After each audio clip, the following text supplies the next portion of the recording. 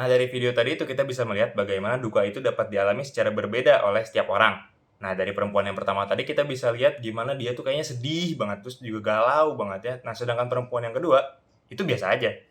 Nah, ini kalau, misalkan secara sekilas mungkin kita bakal menilai kayak, oh berarti perempuan yang pertama itu, rasa kehilangannya itu lebih, apa ya, lebih lebih lebih terasa gitu dibandingkan dengan perempuan yang kedua. Padahal ini tuh belum tentu benar.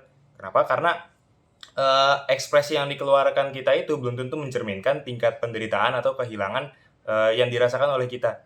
Ini tuh cuman soal ekspresi, atas interaksi kita dengan dunia dalam tanda kutip, yang isinya itu adalah interaksi interpersonal antara kita dengan orang lain. Prancis yang namanya Maurice Merleau-Ponty, yang mana dia itu menjelaskan kalau misalkan kita hidup di dunia ini, nggak cuma di dunia fisik yang mana isinya itu interaksi antara subjek dengan objek, tapi kita juga hidup di dunia interpersonal yang isinya itu interaksi antara subjek dengan subjek lainnya.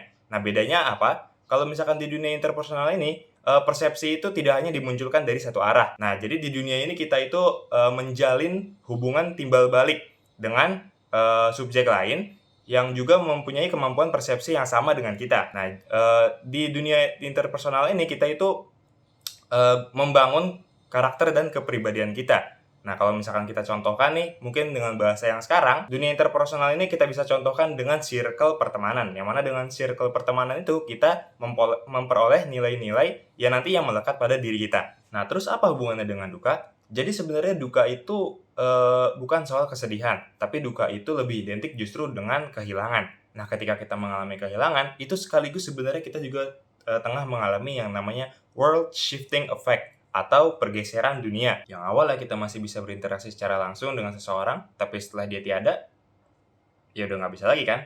Nah, tapi meskipun kita udah nggak bisa lagi berinteraksi secara langsung, bukan berarti persepsi kita atas orang itu sepenuhnya menghilang. Nah, buktinya kita masih bisa membayangkan, masih bisa mengenang, kita bahkan juga kadang masih bisa mengandaikan apa yang akan dia lakukan atau dia pikirkan terhadap suatu hal. Nah, hal ini dikarenakan dunia interpersonal tadi itu masih ada, yang mana di situ interaksi atas kita dengan orang yang sudah nggak ada itu masih melekat pada diri kita. Nilai-nilainya itu masih melekat pada diri kita.